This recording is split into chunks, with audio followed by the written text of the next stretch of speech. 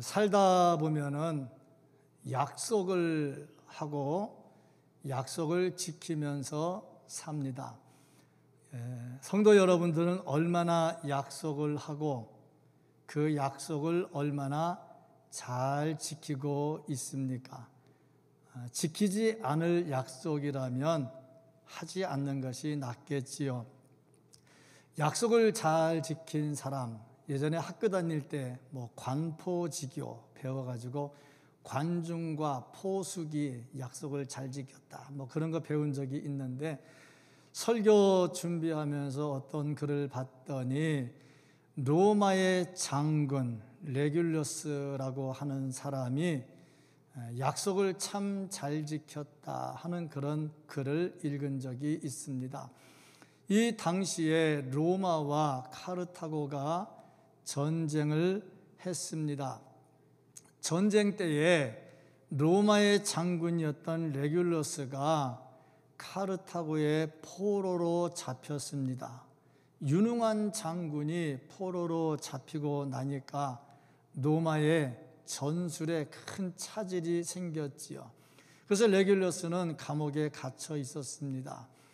그런데 전쟁이 계속될수록 로마가 더 강해지고 카르타고는 좀 약해졌습니다. 그러니까 위기에 처한 카르타고가 우리가 이제 위험하다 그렇게 말하면 전쟁 보나마나 박살나겠죠. 그러니까 그걸 숨기고 자기네가 포로로 잡아왔던 로마의 장군 레귤러스를 이제 설득을 합니다. 우리가 언제까지 전쟁하겠느냐? 이제 평화조약을 맺자.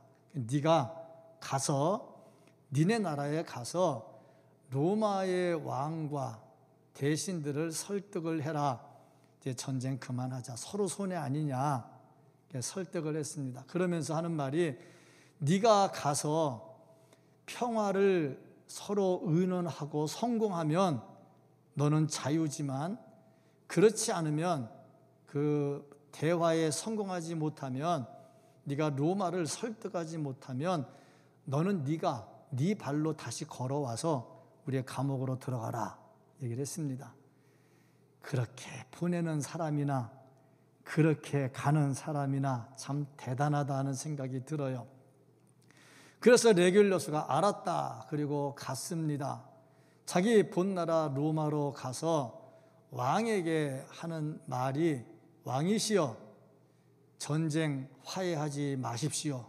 끝까지 싸우십시오. 이유가 뭐냐면 카르타고 지네끼리 지금 분쟁이 일어났습니다. 금방 망합니다. 그러니까 힘들어도 조금만 더 버티고 하십시오. 전쟁하십시오. 그랬으니까 이제 카르타고와의 약속은 안 지켜진 거죠. 약속을 안 지켰으니까 다시 자기 발로 카르타고로 걸어갔습니다. 내가 갔는데 평화를 못하고 왔다. 다시 감옥에 집어넣어라. 그래서 감옥에 들어갔다는 얘기죠. 참 자기가 한 공적인 약속을 얼마나 잘 지켰는가 하는 것을 보여주고 있습니다. 이것을 보면 사람이 공적으로 한 약속, 물론 개인적도 마찬가지입니다만은 개인의 약속과 공적인 약속은 또 가치가 다르지요. 공적인 약속에 대한 책임입니다. 약속을 했으면 신실하게 이행을 해야지요. 쉽게 말하고 쉽게 뒤집는 사람들이 있습니다. 신실하지 못하죠. 그런데 이 세상은 참 묘해서 사람이 약속을 잘 안 지키고 신실하지 못해도 능력이 있으면 그 사람을 인정해 줍니다. 약속 잘 안 지키는데 돈이 많아요. 돈 잘 써요. 그러면 됐어. 좀 약속 좀 안 지키면 어때? 봐준단 말이죠. 능력 있으면 신실하지 못한 것을 인정하는 세상이 되었습니다. 그런데 우리가 알아야 될 것, 거짓 약속은 사기 행위라 하는 겁니다. 지키지도 않을 약속을 하는 것은 분명히 사기지요. 이렇게 해놓고 약속을 안 지키고 또 핑계를 댑니다. 이래서. 근데 그 핑계는 항상 자기 때문이 아니라 다른 사람 때문입니다. 핑계를 댄다. 참 가끔 이렇게 속상한 일들이 있는데 우리 교회는 12월 둘째 주일이면 청지기 임명을 합니다. 청지기 임명을 했는데 일어나서 서약을 해요. 하나님 1년 동안, 내년 1년 동안 잘하겠습니다. 서약을 하고 12월 마지막 주일에 교회에 나가서 다른 교회에 등록을 해버려요. 이런 사람들도 간혹 있습니다. 이걸 보면 참 하나님께 무슨 약속을 했는가 그런 생각을 합니다. 또 어떤 사람들은 교회에다가 헌금을 작정을 합니다. 내가 이거 할 때 이런 헌금을 이만큼 하겠습니다. 작정을 해요. 그것은 하나님과의 약속이죠. 그런데 이런저런 핑계가 생겨가지고 교회를 떠나면서 헌금한 것은 싹 지워버립니다. 약속, 하나님과의 약속이 아주 쉽게 깨져버린다 하는 거죠. 약속을 했는데 이거 지켜야 되나 말아야 되나 고민이 생길 때가 있어요. 그때가 언제냐면 약속할 때는 전혀 문제가 없었는데 이 약속을 내가 지키면 사회에 악이 조성이 돼. 그럼 약속 지켜서 악을 행하면 또 안 되잖아요. 이때는 좀 고민을 좀 해봐야 돼요. 근데 그렇지 않은 것에 대해서는 약속을 신실하게 잘 지켜야죠. 근데 사람이다 보니 힘이 없어. 그래서 약속을 잘 못 지킬 때도 있습니다. 저도 목사이기 때문에 약속을 할 때는 신중하게 하고 그 약속을 잘 지키려고 최대한의 노력은 다 합니다. 그런데 작년에 약속해놓고 많이 못 지켰어요. 제가 한 약속은 목회 계획입니다. 목회 계획은 이 교회 요람에 1년치를 다 내놓잖아요. 이렇게 하겠습니다. 근데 작년에 많이 못 지켰어요. 왜? 코로나 때문에. 이런 때는 저도 핑계가 좀 돼요. 나는 하려고 했는데 코로나 때문에 뭐 그렇게 핑계가 되긴 합니다만 어쨌든 간에 지키려고 해도 능력이 안 돼서 못 지키는 경우도 있다 하는 겁니다. 그런데 하나님은 달라요. 하나님은 신실하기 때문에 절대로 언약을 깨트리는 일이 없습니다. 또 하나님은 능력의 하나님이기 때문에 능력이 부족해서 약속을 못 지키는 일도 없습니다. 그 하나님께서 아브라함을 불러서 아브라함에게 가나안 땅을 주겠다고 약속을 하셨습니다. 그러면 하나님께서 하신 약속은 무엇인가? 아브라함은 하나님께서 말씀으로 주신 약속, 말씀 속에 들어있는 약속을 받기 위해서 어떻게 했는가? 우리가 하나님의 사람이라면 우리는 말씀에 주어진 하나님의 약속을 얼마나 받고 있는가? 나는 이 약속을 받기 위해서 말씀을 잘 따르고 있는가? 그런 질문은 수시로 해봐야 되겠죠. 오늘 말씀 속에서 하나님의 약속이 무엇인가를 보고 아울러서 이 약속을 받기 위해서 내가 해야 될 일이 무엇인가를 찾아서 말씀과 함께하면서 하나님께서 약속하신 것을 받아서 마음껏 누릴 수 있는 우리 모두가 될 수 있기를 주님의 이름으로 축복합니다. 아멘. 먼저 이 말씀을 통해서 볼 수 있는 것은 하나님께서 아브라함을 부르셨다 하는 겁니다. 아브라함을 부르니까 아브라함이 하나님을 따랐지요. 따랐다 하는 이 말은 하나님의 통치에 순종했다 하는 겁니다. 하나님의 통치에 순종했다는 것은 이제 이 마음속에 하나님의 나라가 임했다는 겁니다. 하나님의 나라는 하나님의 다스림이 있고 하나님의 다스림에 내가 순종하는 것이 하나님의 나라입니다. 그러니까 이제 아브라함에게서 하나님의 나라가 시작이 되었다 하는 겁니다. 우리가 비록 육신적으로 제약받는 상황에 있지만 코로나로 육신적으로 많은 제약이 있습니다. 그렇다 할지라도 하나님의 뜻을 따르고 있다면 이것이 바로 천국이 됩니다. 그러면 하나님께서는 왜 아브라함을 부르셨는가? 부르신 이유가 무언가? 하나님께서 아브라함을 부르신 이유는 가나안 땅을 선물로 주기 위함이다 하는 겁니다. 7절 말씀을 보면 또 그에게 이르시되 나는 이 땅을 내게 주어 내 소유를 삼게 하려고 너를 갈대아인의 우르에서 이끌어낸 여호와니라. 가나안을 주려고 아브라함을 불렀다. 가나안을 아브라함의 소유로 주려고 불렀다는 거죠. 그러니까 아브라함을 부르신 이유는 복을 주려고 불렀다 하는 겁니다. 그러니까 아브라함은 하나님의 부르심에 순종함으로 복을 받게 됐습니다. 무슨 복을 받았느냐? 첫째, 모든 믿는 자들의 조상이 되었습니다. 모든 믿는 자들은 아브라함의 후손이 됩니다. 마태복음 1장 1절 신약이 시작되는 그 초두에 아브라함과 다윗의 자손 예수 그리스도의 족보라 하면서 시작이 되잖아요. 아브라함으로부터 시작이 됩니다. 그러니까 아브라함은 복을 받았는데 믿는 자들이 전부 그의 후손이 되는 복을 받습니다. 둘째, 물질적으로도 풍족하게 되었습니다. 얼마나 많은 물질을 받았는지 자기 집에서 군사를 키웠는데 318명, 300명이 넘는 군사를 거느렸습니다. 그들을 먹여야지요, 재워야지요, 입혀야지요, 생활비 줘야지요. 그 돈이 만만치가 않을 겁니다. 이렇게 많은 복을 받았다. 그리고 이렇게 아브라함이 복으로 얻게 된 나라, 평안과 자유가 있었다 하는 겁니다. 그런데 한 가지 알아야 될 것은 이렇게 하나님께서 아브라함에게 큰 복을 주셨는데 그 자손이 가나안 땅에 바로 들어가지 못하고 애굽으로 가서 430년 동안 종생활을 하면서 괴로움을 당했다 하는 거죠. 자, 그런데 애굽에 가서 노예 생활하는 430년이 단순 괴로운 생활이 아니라 거기서 하나님의 통치를 받았다는 거죠. 하나님의 통치가 있는 것은 천국이다 하는 거죠. 그러니까 430년 동안 노예 생활하면서 고생을 했지만 약속을 받았는데 가나안 땅에 들어가지는 못하고 강제 노동에 시달렸지만 하나님의 통치는 계속 이루어지고 있었다 하는 겁니다.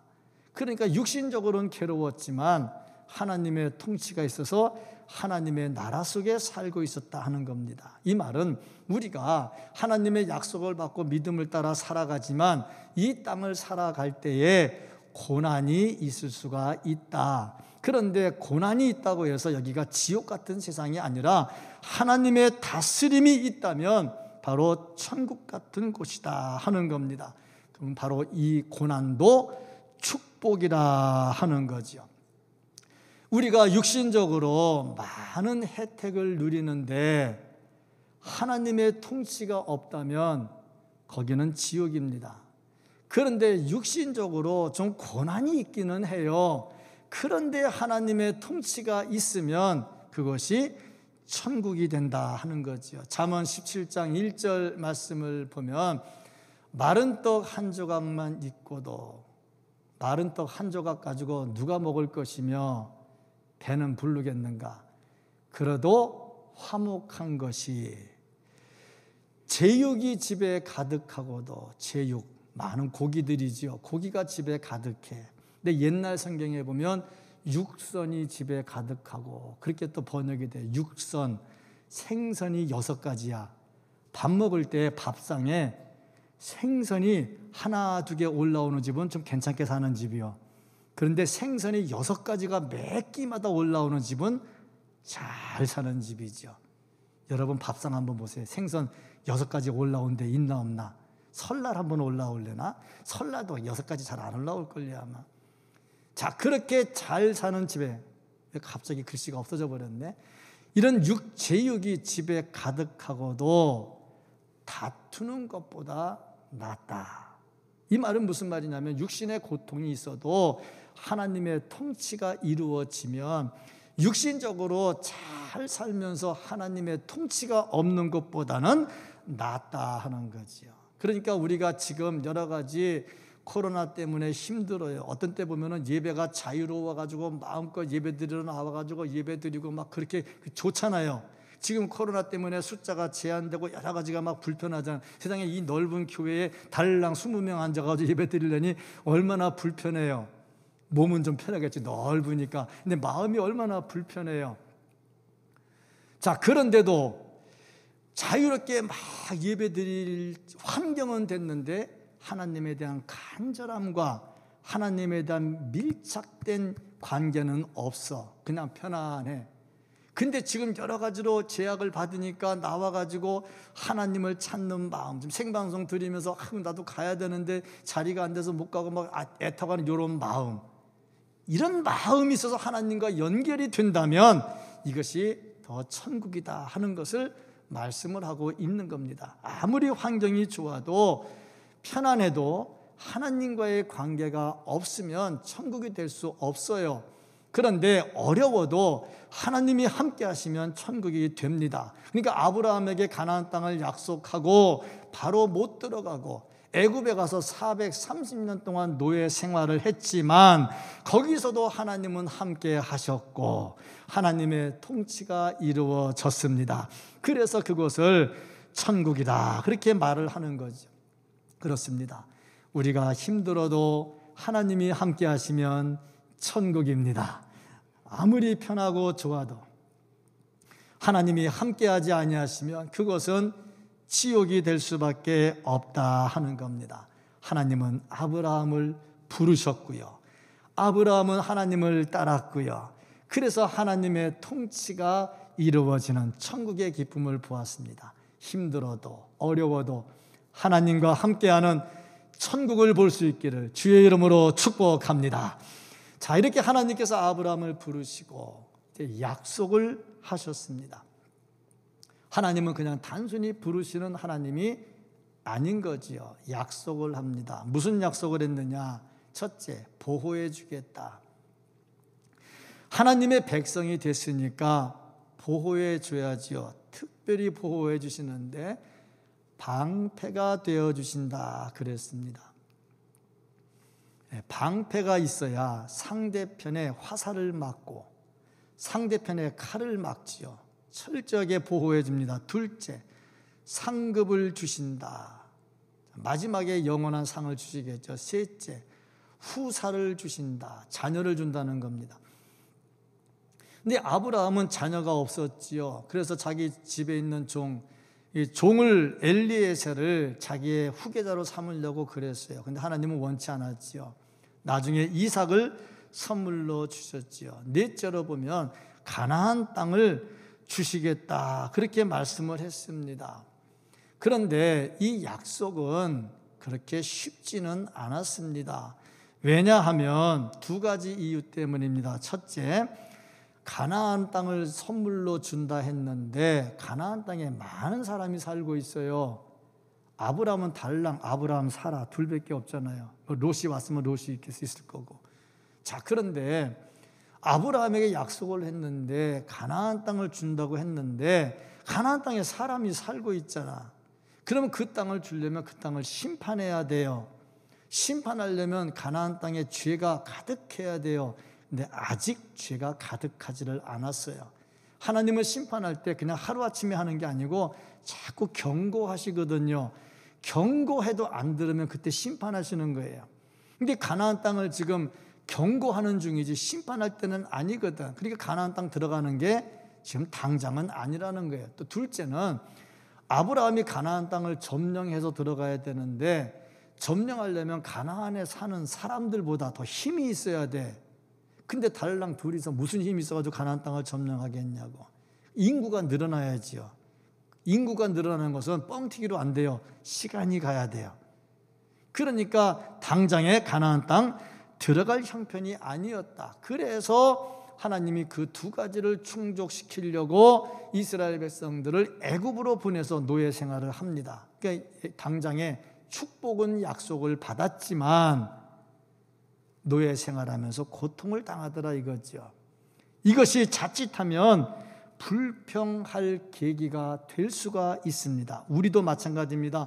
하나님, 예수 믿으면 잘 된다면서요. 예수 믿으면 복 받는다면서요. 그런데 왜 이렇게 힘들고 어렵습니까? 왜 나는 이렇게 괴롭습니까? 그렇게 불만을 토로할 수 있지요. 그런데 하나님의 말씀은 달라요. 아직 때가 안 된 것이고 너네가 받을 준비가 아직 덜 되었다 하는 거죠. 어린 애한테 면도칼 주면 위험해요. 주면 안 돼요. 근데 어른한테 주면 괜찮잖아요.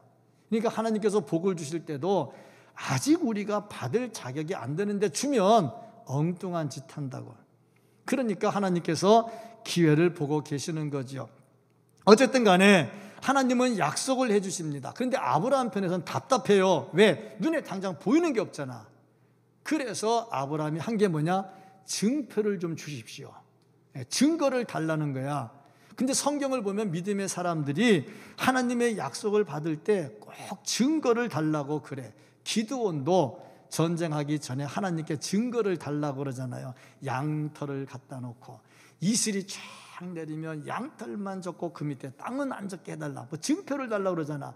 히스기야도 병들어 죽게 되었다 기도해가지고 하나님께서 고쳐준다 그러니까 증표를 달라고 그러잖아. 해 그림자가 뒤로 돌아가고 막 이런 증표들이 다 있잖아요.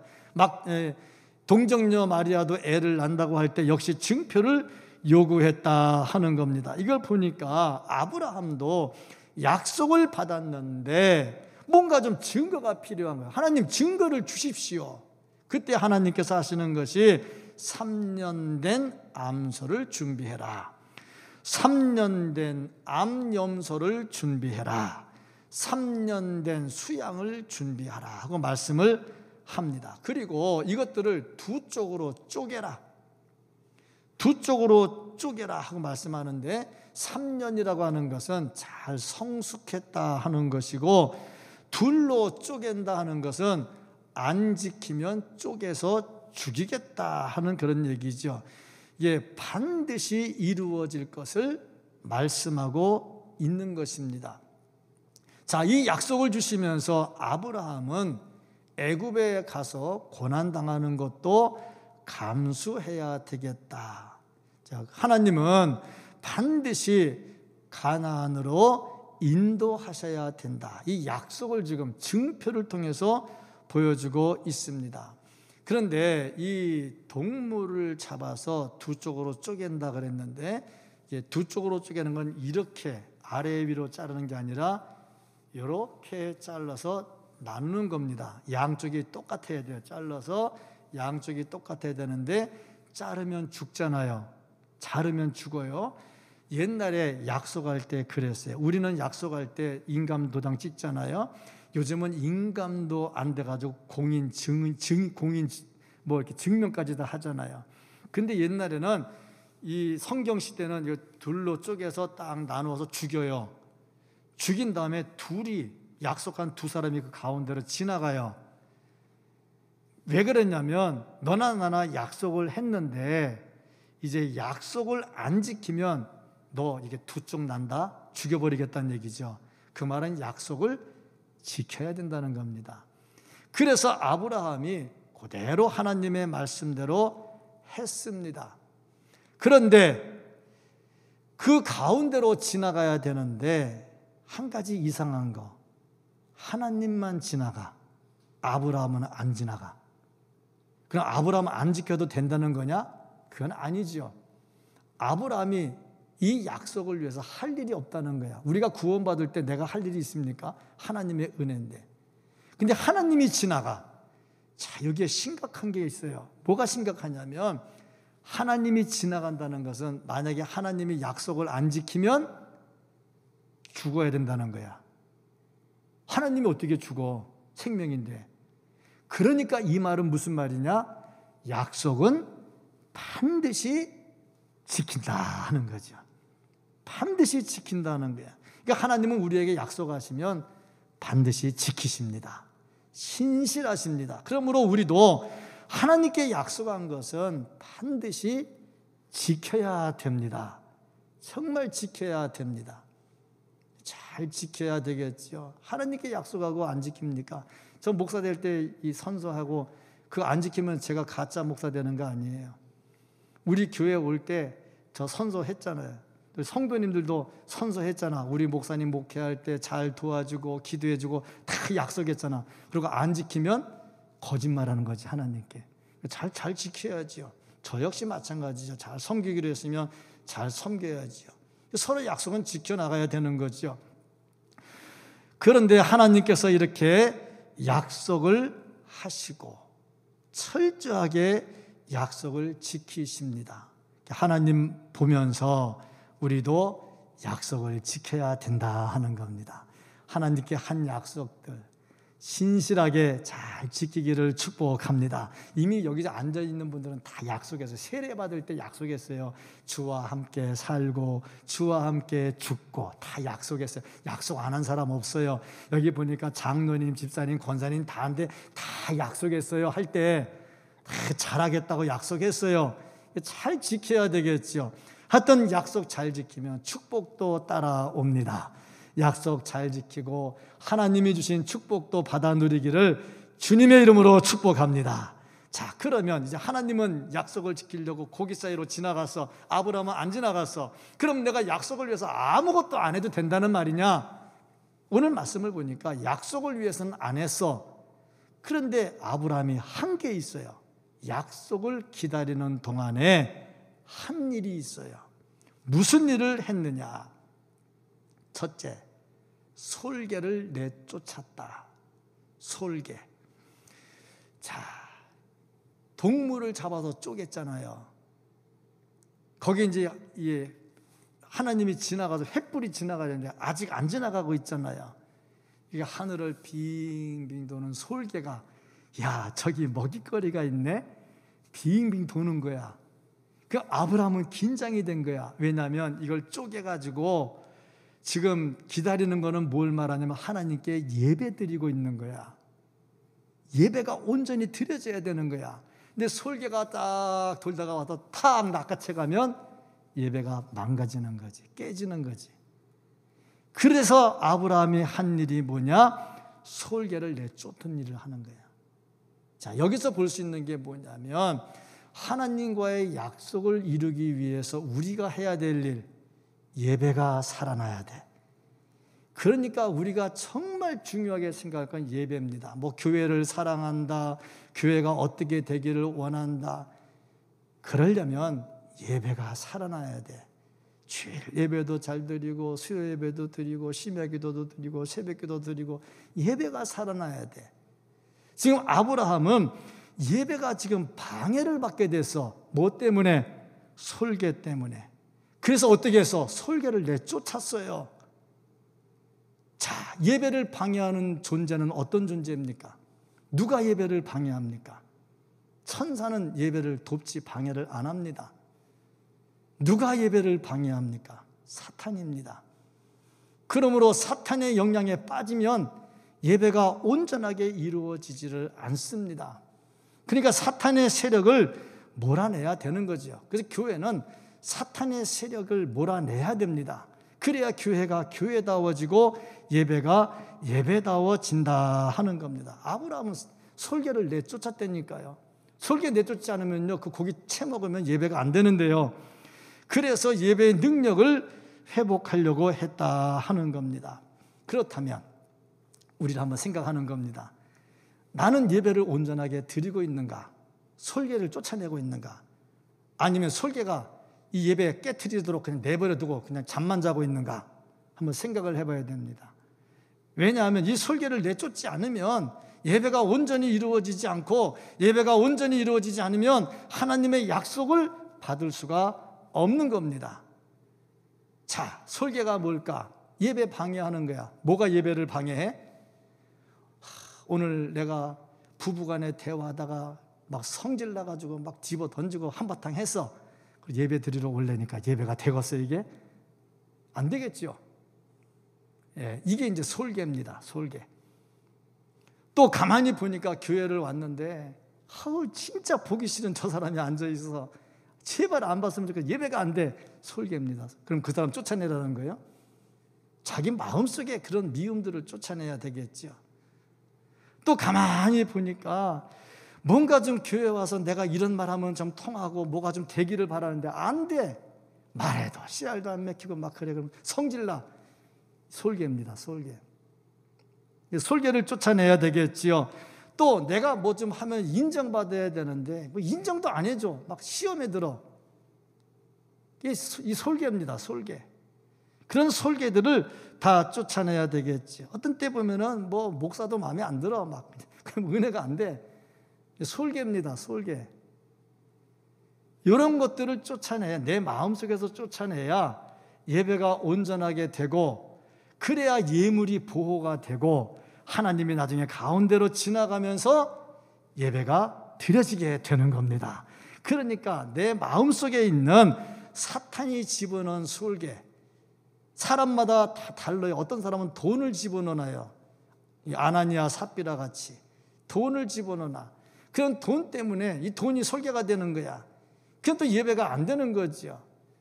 어떤 때는 자식이 솔개가 돼. 자식이 너무너무 그냥 막 그래가지고 예배가 안 돼.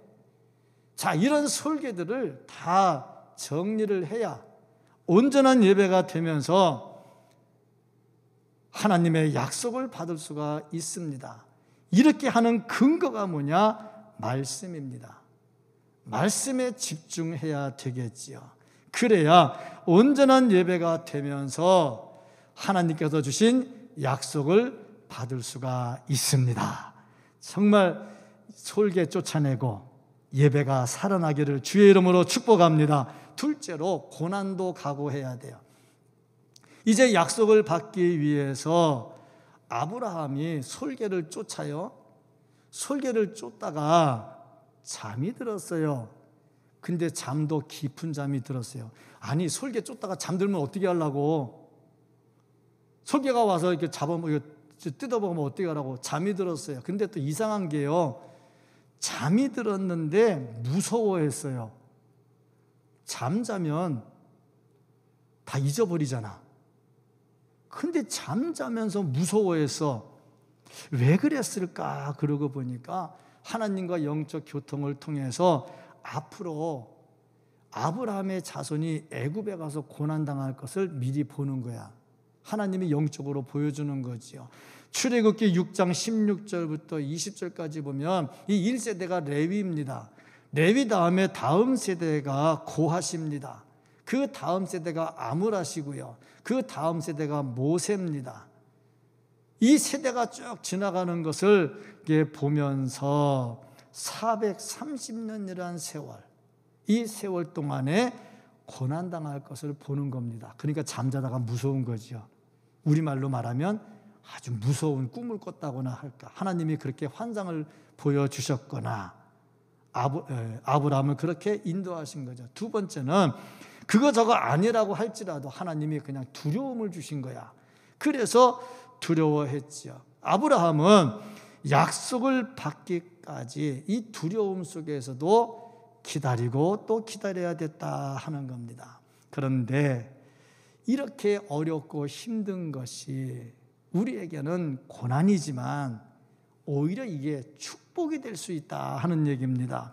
그래서 조셉 홀이라고 하는 사람이 이런 말을 했습니다.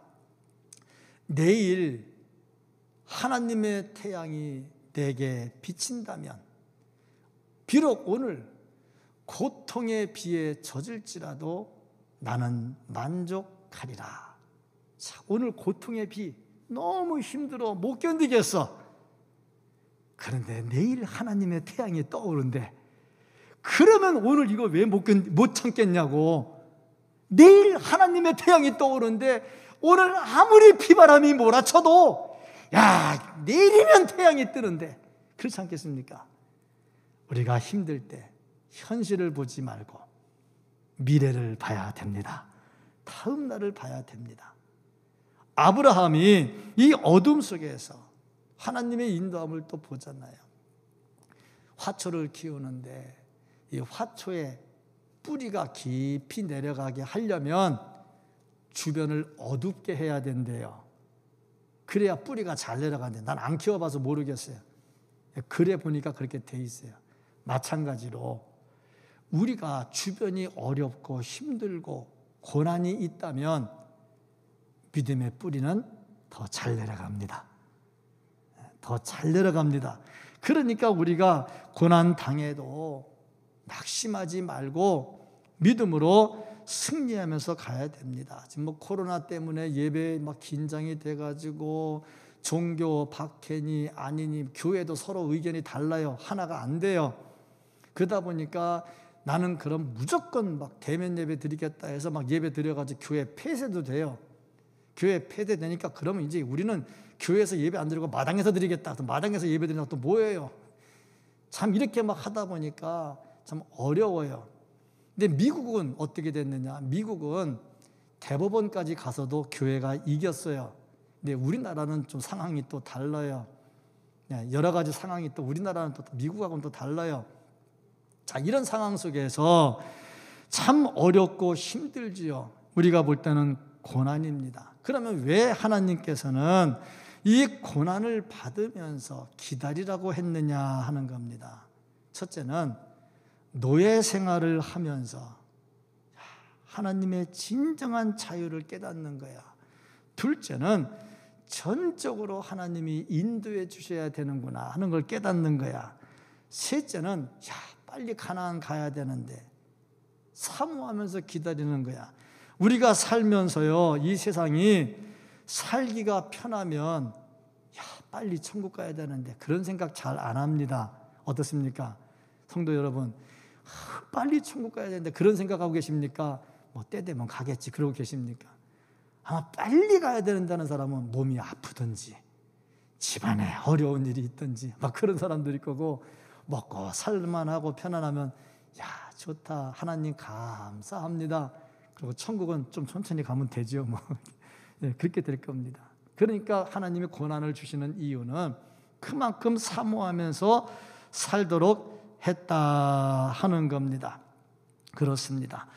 또 하나님께서 또한 이게 시간을 주시는 이유가 뭐냐면, 니들도 인구가 늘어나야 가나안을 몰아낼 거 아니냐. 그러니까 받을 그릇을 다 준비하게 했다 하는 겁니다. 그러니까 결국에 이 고난은 축복을 주기 위한 하나의 관문이었다 하는 것을 볼 수가 있습니다. 우리가 살다 보면 어려운 일 많거든요. 힘든 일 많거든요. 지금 코로나 때문에 중소상인들 많이 힘들어요. 그런데 이런 힘든 과정이 축복으로 가는 관문이다 하는 겁니다. 하나님은 이것을 약속으로 주셨어요. 그러니까 힘들 때 지금 오늘 비 오는 거 보지 마시고, 비록 비 맞아서 힘들지만 내일 햇빛을 주시는 하나님의 약속을 보시기 바랍니다. 이 약속이 말씀을 통해서 우리에게 온다 하는 거지요. 이 약속을 받기 위해서 어떻게 해야 되느냐?